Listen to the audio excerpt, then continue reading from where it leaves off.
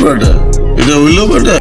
আপনারা যদি বেশি বাড়াবাড়ি করেন একদম জায়গা মতন চুমাদা দেবো। এই পোকা চোদা কয় কি?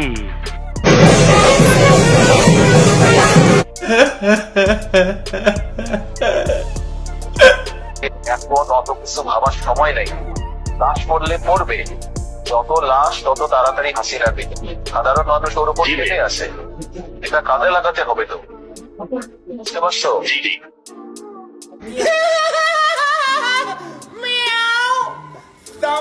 समझ रहे हो?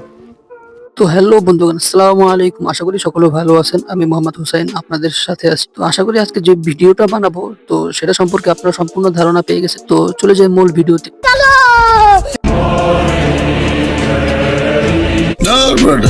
এটা হইলো বেটা। তো বন্ধুগণ, আপনারা দেখতে পেরেছিলেন যে 5 তারিখের পরে যখন নাকি মানুষ নিরাপত্তাহীনতায় ভুগছিল, তখন মুসলিমরা মাদ্রাসার ছাত্রগণ ও হুজুরগণ মন্দির পায়রা দিয়েছিল, তাদের মন্দির নির্দেশ দিয়েছিল। তো সেখানে আজ হিন্দুরা কি করতেছে, তারা একটু ক্ষমতা পেয়ে ইন্ডিয়াতে তারা মুসলিমদের ঘর বাড়ি ধ্বংস করে দিতেছে। এটা কোনো কথা?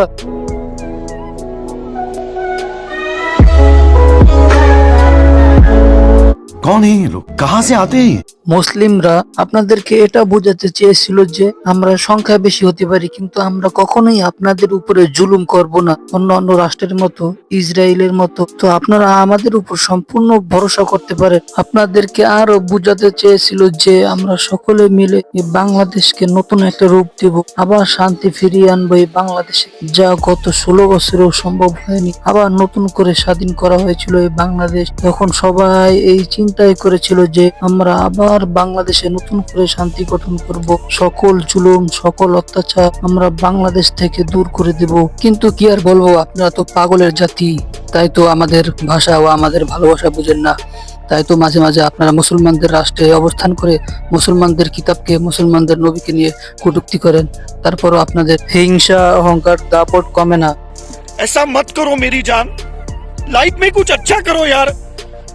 कैसे कैसे लोग रहते हैं यार।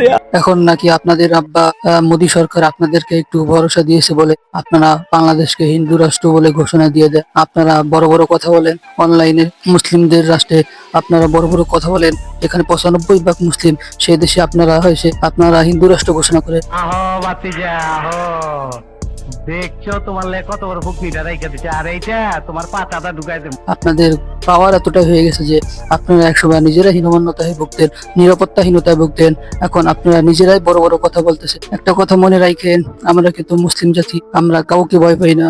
যখন আমরা মারা শুরু করব তখন দেখবেন আপনার 14 গোষ্ঠী উদ্ধার করে ছাড়বো, তখন পালানোর জায়গা পাবেন না ইনশাআল্লাহ। समझ रहे हो ना?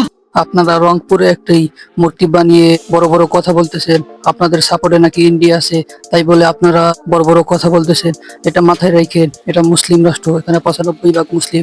এখানে যদি মাথা উঁচু করে কথা বলতে হয় একমাত্র মুসলিমরাই বলবে, অন্য কোনো ধর্ম অন্য কোনো জাতি গলা উঁচু করে কথা বলতে পারবে না। ठीक बोले। नॉलेज দেখছেন কি নলেজ? আপনারা যেই ধর্ম পালন করেন সেই ধর্ম অবমাননার জন্য আপনারা নিজেরাই যথেষ্ট। হিন্দু ধর্মে মেয়েদের নাকি দেবতা মনে করে, আর মুসলিম ধর্মে মেয়েদের কোনো সম্মান নেই, এটা যারা বলেন এদের ধারণা সম্পূর্ণ ভুল। মুসলিম ধর্মে মেয়েদের ছেলেদের থেকেও বেশি মর্যাদা। আমরা যদি বাস্তবে বর্তমান দুনিয়া লক্ষ্য করি তখন দেখি অমুক নায়ক দেবতা হয়ে যায়, দেবতা শক্তি হাসিল করে, দেবতা তার উপরে রহম করে।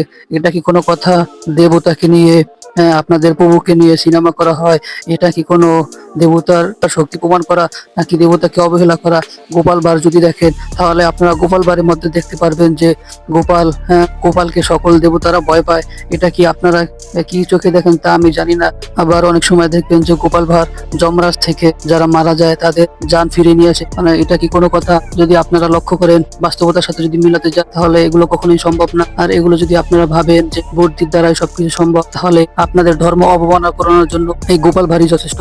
আপনারা যে গোপাল ভাঁড় দেখেন, এর দ্বারাই আমরা বুঝতে পারি হিন্দু ধর্ম এটা কোনো ধর্ম নয়, এটা শুধু পাগলামি, এটা শুধু নফসের খায়েশা। যার যেটা ভালো লাগে সে সেইটা রচনা করে এবং ধর্ম প্রচার করে যে এটা নতুন ধর্ম। এরকম হাজার হাজার কাহিনী আছে যাতে বোঝায় যে আপনাদের কিছু কিছু দেবতা আছে ভণ্ড, যেগুলো মানুষের হক নষ্ট করে, আবার কিছু কিছু দেবতা আছে মানুষের জীবন নিয়ে খেলা করে। তো বাস্তবতা হলো এগুলোতে কখনোই শান্তি পাওয়া যায় না। শুধু শান্তি হলো একমাত্র ইসলামের মধ্যে। যদি ইসলাম কেউ মানে তাহলে সে অবশ্যই শান্তি পাবে দুনিয়া ও আখিরাতে। আর নয় যদি অন্য ধর্ম মানে তাহলে সে দুনিয়াতেও ক্ষতিগ্রস্ত হবে, আখিরাতেও ক্ষতিগ্রস্ত হবে। হ্যাঁ ভাই ঠিক আছে 100%। আমরা যদি বাস্তবতার দিকে লক্ষ্য করি তাহলে আমরা দেখতে পাই যে আপনাদের যে দেবতা মা, গরু, গাভী, ঠিক আছে, এগুলো হলো আমাদের প্রধান খাবার। যদি হিন্দু ধর্ম সত্যই হতো তাহলে সর্বপ্রথম গজব, সর্বপ্রথম আমরা মিটে যেতাম। কিন্তু হিন্দু ধর্ম তো সত্য না, এটা তো বানোয়াট, এটা তো মানুষের বানোয়াট। তাই এটার দ্বারা মানুষের কোনো উপকারী হয় না, অথচ মানুষের ক্ষতি হয়। মানুষ কি করে, তার গোমূত্র পান করে, এর দ্বারা নিজেকে খাঁটি হিন্দু বলে প্রমাণ করে। নিঃসন্দেহে তুই ঠিক কথা বলেছিস। আপনারা যদি লক্ষ্য করেন তাহলে দেখতে পাবেন যে কিছু কিছু হিন্দু এটা বলে থাকে যে আমাদের জন্মদাতা মা আমাদের প্রকৃত মা নয়, আমাদের প্রকৃত মা হলো গাভী। কেননা আমাদের মা 2 বছর দুধ খাওয়ায় আর গাভী আমাদেরকে সারা জীবন দুধ খাওয়ায়। আপনি যদি এটা নিয়ে চিন্তা করেন তাহলে দেখতে পাবেন যে হিন্দুদের মতো পাগল ব্যাকুল সারা দুনিয়াতে দ্বিতীয় অন্য কোনো ধর্মের মানুষ নেই। সর্বপ্রথম পাগল হলো হিন্দুরা। কেননা জন্মের সাথে মা হওয়ার সম্পর্ক, দুধের কোনো সম্পর্ক নেই। এখন আমার কথা হলো, গাভী যদি তাদের মা হয় তাহলে ষাঁড় তাদের বাবা হবে, কিন্তু তা না, তারা ষাঁড়কে বাবা মানে না, শুধু গাভীকে মা মানে। এটা কোনো কথা? গাভী তাদেরকে জন্ম দেয়নি, তারপরও তারা গাভীকে মা মানে, অথচ ষাঁড়কে তারা বাবা মানে না। কিন্তু দেখা যায় গাভীর যখন বাচ্চা হয় তখন ওটা ষাঁড়ের বীজতেই হয়, কিন্তু তারা গাভীকে মা মানে, ষাঁড়কে বাবা মানে না।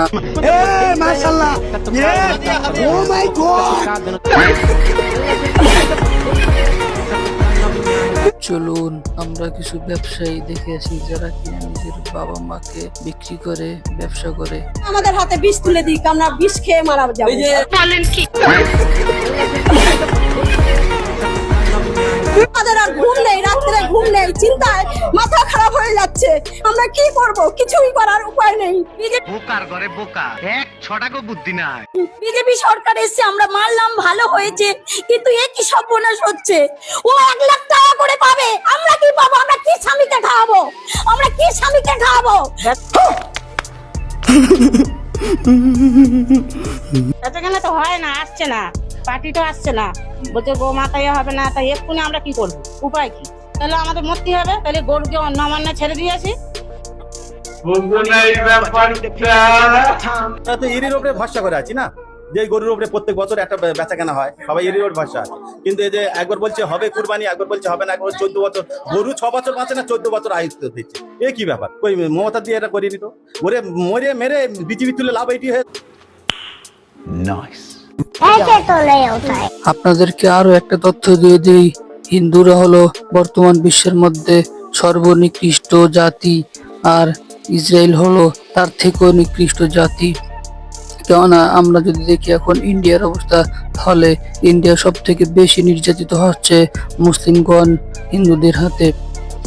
আর আপনারা যদি ভারতে লক্ষ্য করেন তাহলে দেখতে পাবেন যে কোনো কারণ ছাড়াই তারা মুসলিমদের ঘর বাড়ি নষ্ট করতেছে, তাদেরকে নামাজ পড়তে দিচ্ছে না, তাদেরকে স্বাভাবিকভাবে চলতে ফিরতে দিচ্ছে না, তাদের মা বোনদেরকে নির্যাতন করতেছে কোনো কারণ ছাড়াই।